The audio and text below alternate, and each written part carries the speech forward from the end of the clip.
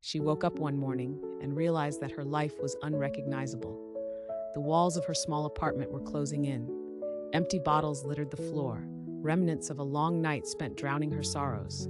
It was a cycle that had become all too familiar. A toxic relationship that drained her spirit and an addiction that clouded her judgment. But the worst part? The two beautiful faces that used to fill her heart with joy were now just distant memories. Her name is Sarah. Once a vibrant mother, bursting with dreams for her children, she found herself caught in a whirlwind of poor choices and destructive habits. It started innocently enough. A few drinks to unwind after a long day of juggling work and parenting. Then, the drinks turned into something stronger. The nights blurred together, and soon the man she thought would be her partner began to reveal the darkness within him. In her heart, she knew she was making a mistake, but the grip of addiction had her firmly in its clutches. She thought she could manage it, that she could still be the mother her kids deserved while battling her demons. But as the days turned into weeks and the weeks into months, she lost sight of everything that mattered. The phone calls from her kids went unanswered. School meetings were missed, and playdates turned into nights spent in a haze. Then came the day that shattered her world. The day the state knocked on her door. She had barely registered the chaotic sounds outside, but when she opened the door, two social workers stood there, their expressions somber.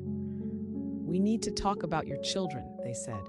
It felt like the ground had been pulled from beneath her. In that moment, reality hit harder than any drink she'd ever consumed. They explained that her children were being placed in foster care. It was a decision made out of concern for their safety and well-being. Sarah felt her heart break into a million pieces. She thought she could get it together, that she could pull herself out of this dark hole.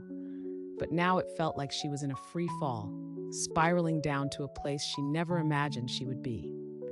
The days following were a blur of shame and regret. She thought about the laughter they once shared, the bedtime stories, and the simple joys of being a mother. Instead, she was left with a void that echoed with the silence of her empty home. Each moment without her kids was a reminder of what she had lost. But amidst the pain, something began to shift.